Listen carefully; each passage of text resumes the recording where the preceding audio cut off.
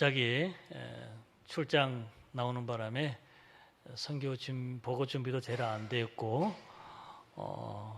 아직도 지금 얼떨떨합니다. 비행기로 오면 러시아 블라디보스톡에서 여기까지는 뭐 한 2시간 반이면 오는 비행기인데 이제 이번에는 비행기가 아니고 배를 타고 들어올 수밖에 없었습니다. 그래서 블라디보스톡 항구에서 북한 영해를 많이 벗어나서 거의 일본 쪽으로 붙어서 동해를 빙 돌아서 들어왔는데 한 이틀이 걸렸습니다. 그렇게 해서 다행히 파도가 안 쳐서 무사히 들어오긴 했는데 배를 타고 이렇게 선교지에서 본국으로 오면서 그 긴 시간 동안을 많은 생각을 하게 되었습니다. 도착해서 제가 목사님께 연락했더니 또 오라고 그래서 이렇게 왔어요. 염치 없이. 제가 코로나 이전에 한 4, 5년 전에 잠시 제가 갔었습니다. 정산제일교회를 다녀갔는데 선교지에서 와서 요즘 러시아 선교사들은 또 별로 부르질 않더라고요. 또 뭐 여러 가지 복잡한 관계가 있지 않습니까? 그래서 그냥 제가 이 자리에 서기로 하고 온 것은 아니고 그냥 만나서 우리 또 사랑하는 친구니까 차나 한잔 하자고 했는데 일이 이렇게 커져 버렸습니다. 선교 보고가 준비 제대로 안 됐는데 좀 피곤하고 졸리시면 주무세요. 코를 골아도 좋습니다. 옆에 고시는 분, 주무시는 분 깨우지 않을 정도로만 그렇게 편안하게 말씀을 보십시다. 옆에 사람 인사 한번 나누겠습니다. 축복합니다 하겠습니다. 옆에 사람 보시면서 축복합니다. 축복합니다. 오늘 축복합니다. 또 한번 또 반대로 사랑합니다 하겠습니다. 사랑합니다. 사랑합니다. 사랑합니다. 선교사가 잘 해야 될 것 중에 하나가 이 선교 보고이더라고요. 제가 한 20몇 년을 선교해 보니까 선교 보고를 정말 잘해야 된다. 그렇게 생각하는 저는 잘 못해요. 보기도 이렇게 좀 뻣뻣하게 생겨가지고 이 말을 잘 못하는데 또 준비가 안 되니까 더 서툴고 어색합니다. 그러나 생긴 대로 하겠습니다. 코로나 이후에 이제 러시아는 반드시 국제 항로를 다 열어야 되고 모든 공항들이 움직여서 해외선을 다 띄워야 되는데 지금 다 막혀 있습니다. 유럽, 그 다음에 미국, 일본, 서방 모든 국가들 간에는 다 막혀 있어요. 예를 들어서 지금 모스크바에서 비행기로 터키를 간다라고 보면은 과거에는 모스크바에서 터키로 바로 내려올 수 있지만 지금 그렇게 안 되고 모스크바에서 핀란드까지 버스로 한 10시간을 타고 가서 핀란드에서 핀란드 에어를 타고 터키로 와야 되는 이런 상황입니다. 그만큼 지금 국제관계는 긴장과 어려움 속에 빠져 있습니다. 그렇기 때문에 우리도 예외 없습니다. 대한민국도 지금 모스크바, 블라디보스톡, 러시아의 많은 곳에서 지금 민간 항공기가 떴고 한국에서 러시아로 많이 갔는데 이제는 거의 다 스톱이 되고 비행기는 경납고에 그대로 쌓여 있어요. 러시아 공항에 가끔 국내선 타러 가보면은 그 넓은 경납고에 활주로에 그냥 재고 비행기가 다 서 있습니다. 꼼짝을 못 하고 있어요. 그리고 조종사들은 다 뿔뿔이 흩어지고 승무원들도 다 다른 짭을 찾아서 떠나버리고 지금 이런 상황입니다. 그래서 빨리 이게 셋업이 되어서 다시 재개한다고 해도 최소한 몇 달은 걸려야 될까 말까 하는 이런 상황에 있습니다.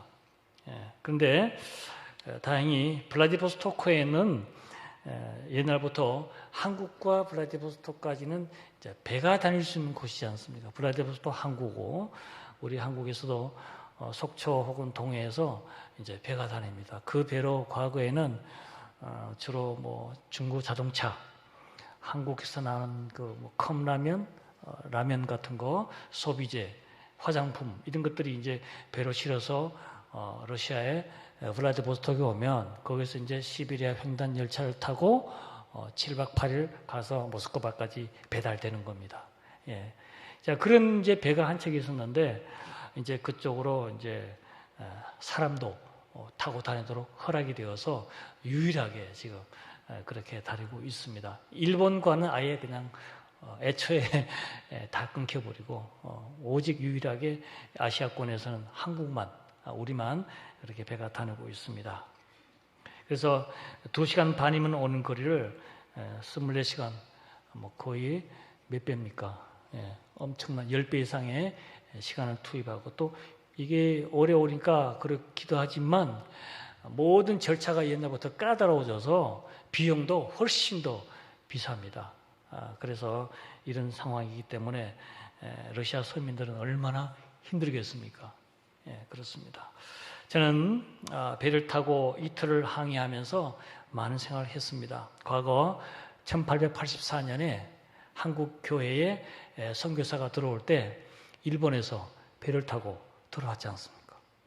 그래서 일본에서 배를 타고 한국 들어와서 그들이 그때부터 복음을 전하기 시작했습니다. 그래서 한국교회는, 오늘의 한국교회는 그분들이 배를 타고 복음을 전함으로써 왕성하게 선교가 시작이 되었고, 오늘의 우리 교회의 역사도 지금 이렇게 우리가 교회들이 참 아름답고 세계 속에서의 한국교회가 이렇게 성장했다고 할지라도 그때 그 당시에 140년 전에 일본에서 선교사들이 배를 타고 또 만주에서 마차를 타고 한국에 들어오지 않았다면 오늘의 한국교회가 있었겠는가, 그런 생각도 해보았습니다. 그리고 또 배를 타고 북한 영해와 공해를 멀리 돌아서 다닐 수밖에 없는 우리 시대에서 앞으로 러시아 선교의 미래가 어떻게 될까 하면서 불안과 염려, 그리고 복잡한 생각으로 그렇게 들어봤습니다. 배가 항구에 도착해서 마중 나온 그 아이들과 함께 강릉의 어느 그 개인이 갖고 계시는 박물관이 있더라고요.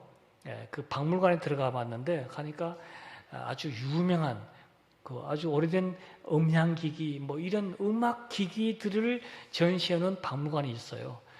거기 가서 이렇게 쭉 둘러보는데 마지막에 그 박물관 관장이 나왔습니다. 원장이라는 분인데 연세가 많이 들었어요. 여든이 훨씬 넘으신 분인데 그 원장이 마지막에 그 설명을 합니다. 그 소작 물품에 대해서. 그래서 제가 그 얘기를 다 듣고 하도 고마워서, 원장님, 저는 강릉에 사는 사람이 아니고 러시아 선교사로 러시아에서 있다가 왔습니다. 그렇게 인사를 드렸더니 그 사람이 대뜸 저에게 화를 내시는 거예요. 그런 날에 무슨 선교가 필요하냐고. 뭐 6.25 얘기 나오고 뭐 함흥철수 얘기 나오고 뭐 별 얘기 다 나오는 거예요. 그러면서 흥분을 하시는 거예요. 그러면서 어떻게 세계를 상대로 전쟁을 일으키고 하면서 제가 들으면서 내가 전쟁하라고 한 것도 아닌데 왜 나한테 그러실까 민망했었어요. 그러나 그 어른의 말 속에는 깊은 무엇이 묻어 있습니다. 살아가면서 우리가 사랑하고 화목하고 화평하고 서로 나누며 살아도 정말 우리의 삶이 길지 않은데, 그리고 이 지구촌에서 사륙하고 총을 쏘고 지뢰를 터뜨리고 이게 인간이 할 짓이 아니지 않습니까? 제가 그 얘기를 듣고 제가 회개했습니다. 제가 러시아 선교사로서 정말 러시아 국가와 민족을 위해서 좀 더 기도를 해야 되었었는데, 그런 회개를 했습니다. 늘 우리가 현지 교회에서 성도들과 함께 국가와 민족을 위해서 늘 기도를 하긴 하지만 정말 그 연세 드신 어르신의 말씀을 들으면서 정말 국가를 위해서, 우리가 선교지를 위해서 더 기도해야 되겠다. 하나님만이 하실 수 있는 일이에요. 전쟁은 사탄이 일으키는 것이라면 그것을 뒤엎는 것은 누가 합니까? 하나님만이 할 수 있는 일입니다. 수습도 하나님, 마무리도 하나님이 하셔야지만 우리가 평화를 누릴 수 있다는 생각을 해봅니다. 그래서 우리는 더욱더 기도를 해야 되겠다, 그런 생각으로 살아왔습니다. 그러면서 저는 우리의 선교가, 러시아의 선교가 한 단계 더 깊어져야 되겠다. 그런 고백도 하게 되었습니다. 모든 사역의 내용에서 좀 더 깊이 들어가야 되고, 좀 더 깊이 연구하고, 좀 더 깊이 고민하고, 좀 더 깊이 전략을 짜는 그런 시대가 아닌가 그렇게 생각합니다. 저는 직장 생활을 좀 하다가 장신대 신대원 입학을 했습니다. 결혼한 지 한 5년 정도의 직장에 사표를 던졌습니다. 모아둔 돈도 없고 주변에 신학교 간다고 도와줄 사람도 없는데 직장을 버리고 아무 대책 없이 믿음으로 목회자의 길을 걸어갔습니다. 그때 아내가 일을 해서 그것으로 살아가면서 살면서 신학을 공부를 했습니다. 그런데 신대원 입학 시험에 첫 번에 낙방하고 떨어지고 말았어요. 제가 떨어진 적이 별로 없는데 그때 안 되더라고요. 떨어지고 말았어요. 그때는 인터넷으로 이렇게 합격을 이렇게 보여주는 게 아니라 직접 학교 갔어야 돼요. 대학교 성악관 안에 거기 큰 문 앞에 통째로 된 유리문 앞에 합격자를 붙이잖아요. 그 가보니 이름이 없는 거예요. 떨어졌어요. 그래서 1년 동안 재수를 했습니다. 그래서 그 다음에 겨우겨우 합격해서 보니까 정 목사님이 와 있는 거예요. 키도 크고 잘생겼잖아요. 그래서 정 목사님 거기서 만났어요. 제가 만약에 제가 재수를 안 했든지 이 양반이 먼저 붙어서 갔든지 그럼 우리 못 만나는 거죠. 그렇지 않아요? 그거 딱 맞춘 거예요. 그래서 제가 재수를 한 것도 감사하다. 재수했든지 떨어졌든지 모든 것이 감사하다. 그렇게 고백을 합니다. 이번에도 전화드리니까 목사님이 오셔야지, 얼른 오셔야지 그렇게 불러주셔서 정말 감사하고 또 여러분들을 이렇게 만났고 제가 신대원 한번 떨어졌기 때문에 여러분들을 만난 거예요. 그렇죠? 한번 낙방에 그 쓴 잔을 마셨기 때문에 여러분들 얼굴을 이렇게 뵙는 거 아니겠습니까? 별로 잘생긴 얼굴은 아니지만 얼마나 감사합니까? 그래서 오늘 이 자리가 우리 목사님 또 당의 장로님들 모든 분들에게 진심으로 감사합니다. 신대원 입학에서 보니까 제 신학교 입학 동기생들이 271명 정도 됐고 선배들이 한 250명, 그다음 제일 고창기 시들과 한 200명 이렇게 되고요. 또 모견 학생들 이렇게 다 신대원 학생들이 입학하면 그 두 번의 등록금 낼 때마다 1,000원씩 선교 회비가 있습니다. 그건 그냥 강제로 내야 되는 겁니다. 그 1,000원씩 선교금을 내서 그것을 모아서 이자를 가지고 이제 신학생들을 해외 선교지로 보내는 그런 프로그램이 있었습니다. 그때는 이자가 아주 비쌌습니다.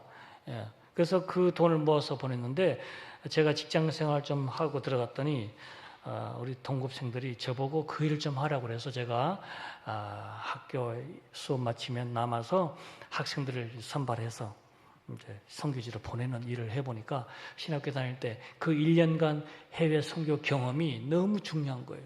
또 유익하다 싶더라고요. 제가 해보니까. 그래서 저도 한번 신청을 해서 제가 나가게 되었습니다. 그래서 2학년을 마치고 3학년 때 1년 휴학을 하고 선교지로 나가서 경험을 했는데 그때 나간 곳이 러시아 블라디보스토크에서 한 1시간 올라가는 도시가 있어요. 거기서 1년 동안 선교를 했는데 저희 아내하고 저랑 같이 그때는 이제 아이가 없었습니다. 10년을 살아도 애가 안 생기더라고요. 밤이 맞도록 10년을 우리가 해도 깊은 대로 아닌지 어쨌든 우리가 아무리 수고해도 우리가 노력을 해도 얻을 수 없는 게 있더라고요. 하나님께서 안 주시면. 그래서 우리가 10년 동안을 아이 없이 살다가 러시아 블라디보스토크에 가서 연해주에 있는 그 우슬스크 도시에 가서 사역을 하고 돌아왔는데 하나님께서 응답을 하셨어요. 그래서 집사님이 이제 태가 열리고 해서 낳고 보니까 쌍둥이를 주셨어요. 쌍둥이 주셔서 제가 그 쌍둥이를 볼 때마다 기억나는 게 있습니다. 중국 식당에 가서 자장면을 시켰는데 보통 짬뽕 보통을 시켰는데 주방장이 실수해서 짬뽕 꽃배기를 내어버린 거죠. 그래서 보통값 내고 꽃배기 먹은 기분이 드는 거예요. 그래서 그 남매 쌍둥이를 저에게 주셔서 아이들을 볼 때마다 저는 빚진 마음으로 살아가는 거죠. 그래서 신학교 마치고 전도사하고 목사 안수 받고 개척교회 나갈 것인가 담임 목회를 할 것인가 그 시점에 하나님께서 저를 다시 블라디보스토크로 가라고 그렇게 또 말씀하시는 거예요. 그래서 전에 심호하던 교회에서 저를 블라디보스토크로 보내고 바다를 건너서 북쪽으로 보내고 정 목사님은 한강을 건너서 남쪽으로 보내고 그렇게 저희들은 강과 바다를 사이로 헤어졌었습니다. 그렇게 해서 제가 러시아에서 지금 22년째 사역을 하고 있습니다. 정말 제가 신학교 다닐 때 1년 동안의 그 러시아 우스르스크의 경험은 힘들었습니다. 보통 겨울에 추울 때 영하 한 30도 정도 되고 또 러시아가 개방되고 나서 몇 년 안 됐기 때문에 사회가 불안했습니다. 정말 우리가 거기서 갈 때 가방 2개가 들어갔고 나올 때 가방 2개 가지고 이제 다시 한국으로 돌아올 때 그쯤에는 정말 위험한 일도 있었고 자칫했으면 텔레비전 뉴스에 나올 뻔한 그런 일이 있었습니다. 그러나 하나님께서 정말 저희를 지켜주셔서 다시 러시아에서 마치고 들어왔는데 다시 그곳으로 돌아가려고 하는 다시 들어가야 된다는 그런 선교사 파송에 대한 말씀을 들었을 때 사실 저는 당황했습니다. 그곳을 또 가야 되는가. 옛날에는 아이가 없을 때니까 둘이서 갔지만 이제는 아이가 생겨서 4살짜리 쌍둥이를 데리고 또 들어가라고 그러시니까 정말 걱정이 되는 거예요. 애들 잘 키워서 선교사가 거기서 일을 잘할 수 있을까? 하나님의 영광을 가리지는 않을까? 뭐 그런 여러 가지 생각을 하게 되면서 걱정이 되는데 그래도 마음에 주신 음성이 있었습니다. 할 수 있다.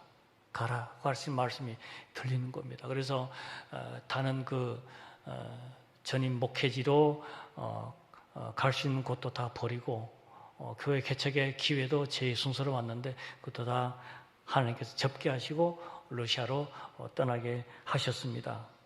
네. 자, 그래서 저는 다시 블라디보스토크 들어가면서 목적이 2가지입니다. 현지에서 교회를 개척을 하고 또 북방 선교의 기지화를 만들어서 그를 거점으로 해서 앞으로 다가올 통일 미래를 준비하자. 그것이 비전이었습니다. 교회를 통해서 앞으로 북한에서 일어날 그 변화들을 러시아는 이렇게 우방국이니까 북한하고 러시아는 관계를 그렇습니다. 그래서 그쪽으로 오시는 분들을 우리가 돕자. 그들에게 복음을 전하자. 그런 목적으로 선교를 하게 되었습니다. 블라디보스토크는 혹시 관광으로 다녀가신 분이 계실지 모르겠는데 코로나 이전에는 많은 분들이 들어오셨어요. 온 시내 좁은 골목인데 한국 분들이 너무 많이 다녔습니다. 그러나 지금 코로나 시작되고 나서 다 끊기고 조금 이제 시작될 만 했는데 또 러시아의 그 적전, 우크라이나 관계 때문에 비행기가 다 막히니까 아예 그냥 블라디보스토크에 한국 사람은 없습니다. 그 정도로 상황이 바뀌긴 했는데 블라디보스토크는 여전히 북한 땅 바로 있기 때문에 부동항으로서 군사 도시입니다. 부동항 이제 겨울에 바다가 얼지 않도록 만들어서 거기서 이제 군함도 다녀야 되고 함대도 충분해야 되는 그런 지역이라서 군사 도시죠. 그렇기 때문에 러시아 전체 도시가 빨리 개방되고 열렸지만 블라디보스토크는 가장 늦게 열린 도시입니다. 그렇기 때문에 거기는 외국인들이 쉽게 들어갈 수 없는 곳이죠. 그래서 우리 러시아 흩어진 고려인들도 주로 그 변방에 거기 계시다가 이제 들어오기 시작한 거죠. 블라디보스토크로. 그래서 지금 마찬가지로 블라디보스토크에는 고려인들도 그렇게 숫자가 적습니다. 사할린에 가면 제일 많고 우리 한인들이 그다음에 우스르스크, 그다음에 블라디보스토크 이런 순서로 되어 있습니다. 그만큼 아주 폐쇄된 곳이 거기입니다. 그래서 그렇기 때문에 저희가 거기서 사역하는 것은 정말 어렵습니다. 처음에는 시내 한가운데 상가 건물을 임대해서 예배를 드리기 시작했고요. 앉을 수 있는 자리가 한 30명밖에 앉을 수밖에 없습니다. 그래서 좁아서 시내 다른 곳으로 또 임대해서 들어갔는데 거기도 비싸고 거기도 숫자가 많게 앉을 수가 없습니다. 그래서 이제 2016년도 말에 16년 말에 저희가 땅을 하나 구입을 해서 그 부동항이 보이는 전망 좋은 곳에다가 이제 교회 건축을 했습니다. 하고 이제 마무리해서 입당을 해서 예배를 드리고 있습니다. 저희가 파송받은 지 한 15년 동안 계속해서 교회 건축을 해서 기도했는데 하나님 허락하지 않으시더라고요. 물가는 비싸고 공사 자체가 어려운 곳입니다. 그래서 경험 있는 사람들은 러시아에서 건축하지 마세요. 이렇게 얘기할 정도로 너무너무 복잡하고 힘이 들어요. 그렇기 때문에 어려움이 많았는데요. 선교지에 오셨던 어느 권사님 한 분 계셨습니다. 비전 트립으로 선교지에 오셨다 갔는데 그분이 저희의 그러한 현실의 문제점을 이렇게 함께 들으시고 기도하시더니 한국에 가셔서 전화가 왔습니다. 전화가 와서 선교사님, 제가 파주에 아파트를 하나 사서 북한 선교를 위해서 준비해 둔 곳이 있습니다. 그런데 북한 선교가 막히고 일이 잘 안 되고 하니까 그 아파트를 팔아서 브라디보스톡으로 보내겠습니다. 그렇게 말씀하시는 거예요. 그래서 그 선교 권사님의 그 열정을 가지고 실제로 아파트를 팔으셔가지고 그 돈을 러시아로 보내셨어요. 그래서 교회 땅을 사게 되고 교회 건축이 시작됐다는 거 아니겠습니까? 저는 그 권사님의 전화 음성을 들으면서 이것이 과연 할 수 있는 일인가?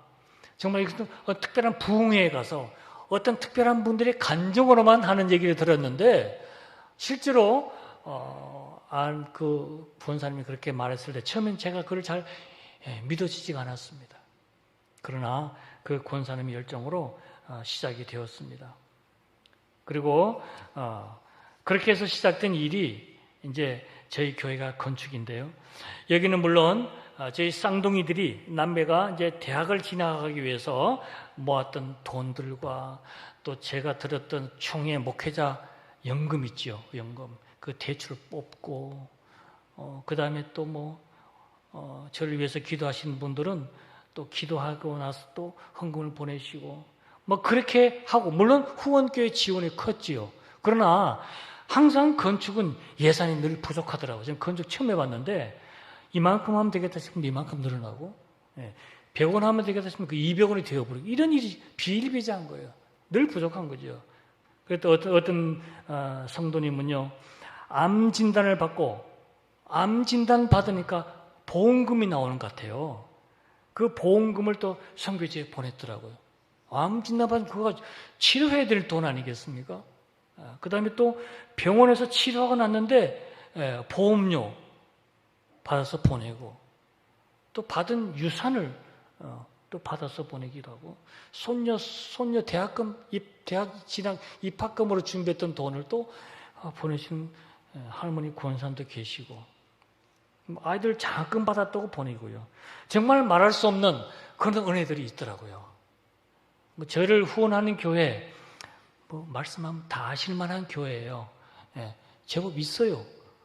그런데 하나님께서는 그 교회에서 경상 예산에서 보내시는 게 아니고 성도님들이 각자 움직여서 그분들의 마음과 정성을 통해서 교회를 짓게 하시는 걸 보면서 교회 선교 활동은 교회 예산으로 하는 것이 아니구나.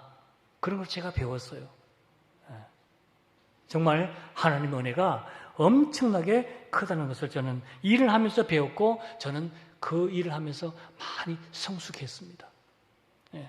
많이 배웠고요. 그런데 건축한다는 것이 정말 이것은 하나님의 특별한 섭리가 있어야 된다는 것을 제가 또 많이 배웠습니다. 어떤 관광객은 그냥 지나가다가 교회가 짓는 것을 보더니 그냥 들어와요. 들어와서 보니까 그 관광객은 가족이 왔는데 장애자가 있어요. 장애자를 데리고 들어왔다가 이렇게 둘러보시더니 제가 어느 교회 장로인데요 하면서 헌금을 엄청 주고 가시는 거예요. 제가 놀랬습니다. 그 장애자를 데리고 장애자를 키우면서도 교회 건축을 위해서 이렇게 드리는 걸 보면서 이것은 맨정신에 하는 것이 아니구나. 하나님께서 정말 선교를 위해서 한 영혼을 살리시는 그 구원을 위해 엄청난 계획을 가지고 계시는구나. 그냥 스쳐 지나가시는 분들이 저런 마음을 품게 하시고 실제로 행하게 하시는구나. 저는 그것을 많이 보면서 마음속으로 얼마나 감사한지 모르겠습니다. 그런 과정에서 건축이 되었지만 그런 어려움은 계속 있었습니다. 그리고 이게 제가 외국인이고 러시아 사람들은 좀 이렇게 아주 강한 사람들이지 않습니까? 보기 봐도 당당하고 목이 곧고 조금도 숙일 줄 모르는 특별한 그 슬라브 민족의 그 혈통이 있습니다. 그들이 볼 때 우리 아시아에서 온 사람들, 동남아시아 국가에서 온 사람들은 이건 정말 어떤 함께 하는 것이 아니라 배척의 대상이요, 차별의 대상이고 그렇습니다.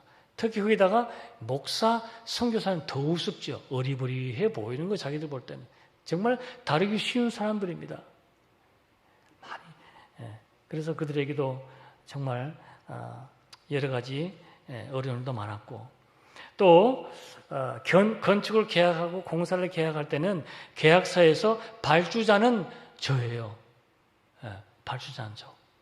그리고 제가 갑인데 이래 보면 나중에 현지 회사가 자기들이 갑이 되어버리면 저는 어리 됩니다. 이상해요. 제가 그 말 들어야 돼요. 그리고 교회 이제 지어가면서 청소하러 오고 이렇게 도와주러 왔던 그 사람이 오히려 저를 부리려고 그래요. 그 정도로 이상하고 이해가 안 되는 일들이 한두 개가 아니었습니다. 저는 무시하는 거죠. 그리고 지붕공사, 마지막 지붕공사 하다가는 지붕이 또 화재가 난 거 아니겠습니까? 용접을 하면서 트러스트에 세워서 용접을 하고 이렇게 높은 지붕을 이렇게 연결하는데 거기서 이 용접봉이 방심해서 마지막이라고 방심해서 불꽃이 튀었는지 옆에 있는 인화성 물질에 붙어서 그냥 지붕 다 덮어놨는데 한 40%가 한 시간 만에 다 타버리는 거예요. 40%. 입당 예배 드리기는 2주밖에 안 남았는데 그래서 한순간에 지붕이 40%가 타버리고 날아가 버리고 하늘이 보이는 거죠. 멀쩡하지만 그것도 다 수리해야 돼요. 멀쩡하다고 해서 되는 게 아니에요. 그래서 그때 제 아내는 그 자리에 주저앉아서 통곡을 하고 말았습니다. 아무리 울어도 계속 불은 나더라고요. 끌 수가 없었어요. 그래서 나중에 수습하고 나니까 책임져야 될 사람, 그 관계 있는 사람은 다 도망가 버리고 없어요. 한 푼의 보상도 없고 다시 또 돈을 만들어서 또 갖다 메워야 되는 거예요. 또 그뿐이 아닙니다. 저희가 교회를 짓고 있는데 그 옆집에서 멀지 않은 바로 옆에 집에서 시 건축가로 진정서를 낸 겁니다. 이게 그 진정서가 아니고 고소장에 비슷한 거죠. 왜냐하면 이유는 일조건 햇빛이 가린다는 거죠. 우리가 높이 올라가니까 햇빛 가린다고 그걸 핑계서 그러는데 자기 집 옆에 교회가 오는 것이 불편한 거예요. 또 러시아 사람들이 한국 선교사 교회를 볼 때 이단으로 보니까 이단이 어떤 굉장한 위험이 되거든요. 그들에게는 도전이 되고 그 정교의 나라이기 때문에 개신교는 전부 다 한국의 장로교, 장신대, 합동의 그 총신대 다 이단이 이단. 그렇게 다 쳐버리기 때문에 너무너무 어려운 일들이 많았습니다. 그렇기 때문에 변호사를 선임해서 또 우리가 또 대응해야 되니까 만약에 그 사람 이겨버리면 우리는 다 처구해야 되는 거예요. 져버리면. 그래서 변호사를 찾아서 재판을 2번 받고 제가 러시아에서 재판 받았어요. 저희 보기는 약해보이지만 단단합니다. 2번 재판했어요. 이겼겠습니까? 2변, 2번째 졌습니다. 3번째 모르겠다. 정답 몇 번이에요? 1번. 아멘. 이겼습니다. 이겨가지고 건축 허가 받고 준공검사 받고 입주까지 한 거예요. 그런데 그 옆집 사람은 가끔 오면 저를 피해요. 이렇게. 할아버지인데 그리고 나중에 자기들이 그 땅을 우리에게 사라고 얘기하는 거예요. 제가 사겠습니까? 돈도 없는데. 그렇게 해서 그런 일을 당하면서 선교지에서 저희가 점점 더 단단해지는 것을 제가 보고 있습니다. 제 아내가 러시아 대학교에서 계속 공부를 하고 이제는 한국학과에서 이제 교수로 일하고 있는데, 교수 목적이 가르침의 목적도 있지만 어쨌든 그 학생들에게, 전문 학생들에게 전도해서 그들을 끌어안치려고 노력을 하는 거죠. 해서 먹이고 설득하고 데려오고 그렇게 열심히 일을 해도, 왜냐하면은 러시아는 한국교회를 이단으로 보기 때문에 어른들이 반대해요. 학생들은, 아이들은 궁금해서 뭐 이렇게 한국어도 배우기도 하고 들어오는데, 집에 들어갔다가 어른들이 막 거기서 겁을 주는 거예요. 거기 가면 재산 다 뺏기고 집 다 날리고 큰일 난다고 이렇게 공포를 심을 조장하고 하니까 아이들이 교회를 안 나오는 거예요. 그러나 그 가운데서도 끝까지 교회에 나온 학생들 보면 정말 귀한 영혼들이죠. 저희 교회는 한국 사람은 거의 없어요. 다 러시아 학생들, 전문 사람들, 그렇게 예배를 드리고 있습니다. 최근에는 또 저희가 극동대학에서, 그 대학교에서 한국 문화의 날을 했습니다. 정말 러시아 대학생들이요, 한국 문화에 대해서 K-팝이나 뭐 말을 엄청나게 좋아합니다, 이제는. 그래서 뭐 어디 가도 그냥 한국 노래 듣고 한국 드라마 보면서 한국말 잘합니다. 그 영상을 한번 보여주시겠습니까? 잠시만 보겠습니다.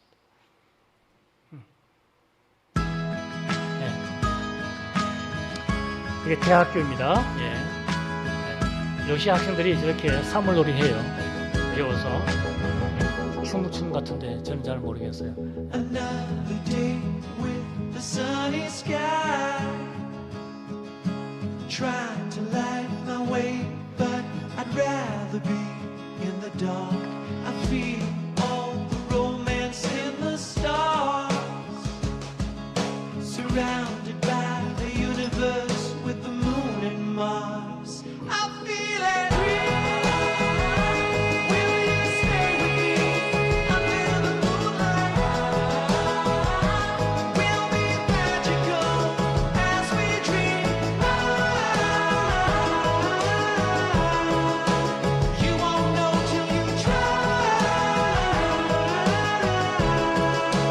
Under the moonlight, under the moonlight. 네. 이 학생들이 앞으로 자라서 정말 저들이 한국을 이해하고 한국의 대학원 석사, 박사 과정을 공부를 하고 나면 앞으로 저들이 어디 가든지 한국의 좋은 면들을 기억하고 또 한국을 위해서 일할 수 있다고 저는 바라볼 때, 선교의 목적이 다양하지만 이것도 가장 중요한 목적이 아닌가, 저는 그렇게 생각하고 있습니다. 언제든지 우리 정산 제일교회도 청인들 와서 비전트리 보면 제가 저런 학생들 같이 만나서 같이 식사도 하고 같이 한국 얘기도 하면은 그만큼 우리의 폭이 넓어지지 않을까, 저는 그렇게 봅니다. 또 몇 년 전부터 저희 교회는 아프리카에서 온 대학생들이 지금 들어오기 시작합니다. 아프리카에서 러시아로 유학 와서 저희 교회에 들어오는데요. 정말 그들이 신선한 학생들이 그렇게 많더라고요. 제가 물어봅니다. 어떻게 해서 우리 교회를 찾아오게 됐냐니까 그 사람들이 처음에는 러시아에는 러시아 교회만 있는 줄 알았대요. 근데 알고 보니까 한국 선교사가 와서 교회 간 거 있다는 걸 알고 들어온 거예요. 그래서 제가 물었습니다. 세례 받았냐니까 세례 받았대요. 어디서? 아프리카 교회에서, 한국 선교사가 개척한 교회에서 세례 받았다는 겁니다. 놀라운 일이죠. 거기서 자기는 한국을 알고 있다고. 그렇게 해서 브라디보스톡에 와서도 한국 선교사 교회를 다니고 싶다. 그렇게 지금 한 사람, 두 사람 오더니 지금 한 15명이 와서 예배를 드리고 있습니다. 뭐 남아프리카 공화국, 가나, 그 다음에 뭐 잠비아, 우간다, 이런 학생들이 와서 한국에서 커뮤니티를 이루고 있는데, 그 사람들은 다 얼굴이 다 검은 색깔이고 피부가 비슷하지만 언어는 다 달라요. 포르투갈 쓰는 나라도 있고 뭐 불어 여러 가지 있는데 그들이 할 때 쓰는 말은 다 영어로만 하더라고요. 그래서 제가 설교를 하면 또 영어 통역에 앉아서 그 말로 러시아 말을 또 영어로 또 바꿔주고 뭐 이런 재미있는 일이 있습니다. 그래서 교회 안에 러시아 사람, 아프리카 사람 같이 앉아서 예배 드리는 겁니다. 그래서 정말 한국 교회가 아프리카에 선교했는 것, 선교를 하고 선교사를 보내고 했는 것이 러시아에까지 영향을 미치는 거죠. 증산제일교회 은평구 증산동 231번지 맞죠? 제가 외웠는데 맞네요. 이 증산제일교회 여러분들이 하는 그런 선교지 교회가 그 지역에만 있는 것이 아니라 이제 그 지역에서 자랐던 청년 젊은 사람들이 온 세계를 다닌다고 생각해 보세요. 그게 바로 땅끝 선교가 되는 겁니다. 증산제일교회가 전 세계 선교를 다 할 수 없지 않습니까? 한두 곳에만 집중적으로 사역을 해도 거기서 자라난 그런 열매들이 온 세계로 흩어지고 퍼져서 거기서 또 씨앗을 내리고 뿌리를 내리고 거기서 열매 맺어서 글로벌화가 되는 겁니다. 그것이 예수님 말씀드린 땅끝까지의 의미가 그것이 아닌가 싶어요. 교회는 한계가 있습니다. 재정적인 능력도 한계가 있어요. 사람도 마찬가지 다 할 수 없습니다. 그러나 이제는 옛날이나 새로운 시대가 들어가면서 한 곳에만 집중해도 그들이 거기서 시작되어서 자라고 또 열매 맺어서 다른 곳에다가 씨앗을 보내준 이러한 시대가 이미 되었습니다. 그래서 제가 러시아 블라디보스톡에서 아프리카 학생들에게 선교할 수 있다는 것은 우리 시대에 가진 축복이죠. 그렇지 않습니까? 그렇기 때문에 여러분들의 교회가 이 지역 교회뿐 아니라 세계 선교를 위해서 크게 쓰임받는다는 것을 자부심으로 알고 앞으로 세계 선교지에 여러분들이 후원한 그 선교사를 통해서 맺어진 씨앗들이 증산맨이 되고 증산거울이 되어서 함께 네트워크가 될 날을 저는 기대하고 꿈을 꿉니다. 그러기 위해서 우리가 오늘 말씀처럼 좀 더 깊은 곳으로 그물을 던지자고요. 이때까지 하던 방식대로 지금까지 해오던 그런 우리 익숙한 방식대로 우리 문화대로 우리 삶이 살아왔던 그대로가 아니라 한 단계 더 나가서 좀 더 깊은 곳으로 하나님의 말씀을 던지고 그들에게 다가간다면 정상교회는 제일교회는 앞으로 더 큰 하나님의 일을 할 수 있는 그런 성진이 되지 않을까 저는 그렇게 확신하고 기도합니다. 아멘. 예, 그래서 앞으로 이 위대한 일에 쓰임받고 복받는 여러분 되시기를 제가 믿고 그렇게 축복합니다.